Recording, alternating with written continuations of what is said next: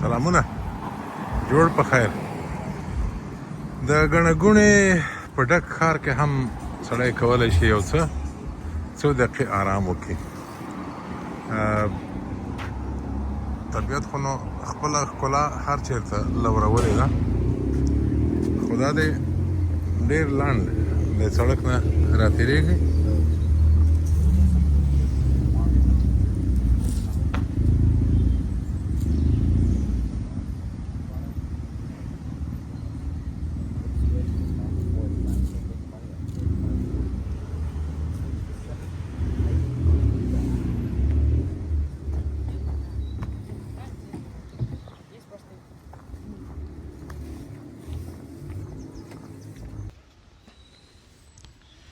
نو کولی شئ په د څو شېبو لپاره په آرامه فضا کې کتاب هم ولولئ.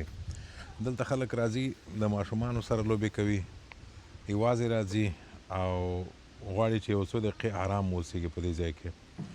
نو مطالعه هم دا خلک ډېره کوي. غواړم چې تاسو ته هم د ځنګل په نامه د کتاب چې د استاد اسدالله غضنفر ژباړه ده او 400 حکایتونه پکې دي، داسې یو دوه درې به کله کله درته وایم چې ساعت مو تېر وي.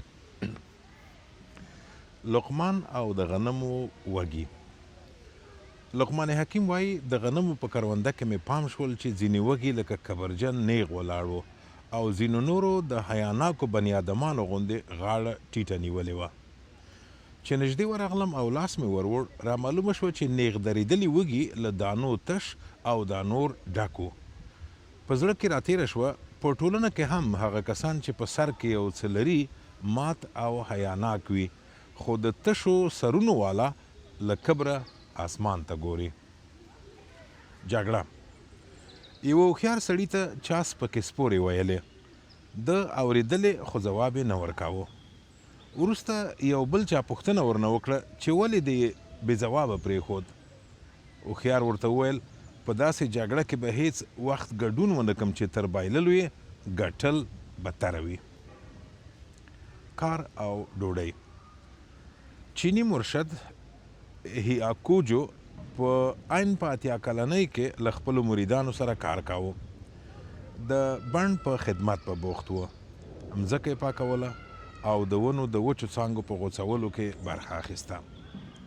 مریدان یې ورته خواشیني وو چې دی په تیر عمر دومره سخت کار کوي، خو په دې پوهېدل چې که د کار نه کولو ورته ووایي نه یې مني، نو د کار وسایل یې پټ کړل.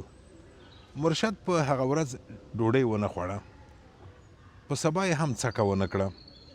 مریدانو فکر وکړ چې د وسایلو ورکې خفه کړی دی او ډوډۍ ته یې زړه نه کیږي، نو وسایل یې راوړل. مرشد ته یې چې وسایل په ګوتو ورغلل، ډوډۍ وخوړه او کار یې شروع کړ. په هغه ماښام یې مریدانو ته وویل هغه ورځ چې ډوډۍ پکې خورې کار هم پکې کوه. د خپلو پښو پیدا کول. 9 کسه پوډریان چېرته تللي وو چې راستنېدل ورباندې ناوخته شول. د یوې ونې لاندې شپه وکړه. سهار چې راپاڅېدل چغې سورې یې وې. یوه لاروي پوښتنه ورنه وکړه خیریت دی، ستونزه څه ده؟ دوی وویل د شپې مو پښې سره تاو راتاو شوي دي، اوس سره بیلیږي نه پوهېږو کومه پښه د چا ده. لاروي چې موچي و له بکسه ستن راویسته، دوی ته وویل غم مه کوئ، دا اسانه کار دی، زه به یې درته بیلې کړم. موچي د هر یوه په پونده ستن چوخ کړه چې پښې به درد وکړه، ټوله به شوه او موچي به وویل دا یې ستا پښه. په دې ډول یې پوډریان قانع کړل چې پښې یې سره جدا شوي او هر یوه ته خپلې پښې رسېدلې دي. نو ملګرو په دې هیله چې روغ وئ، چې چیرې وئ له وخت نه استفاده خوند کوي چې سړی وکړي، او دا خو نو بیا داسې ملګری دی چې په هر ځای کې در سره وي او ملګرتیا مو کوي.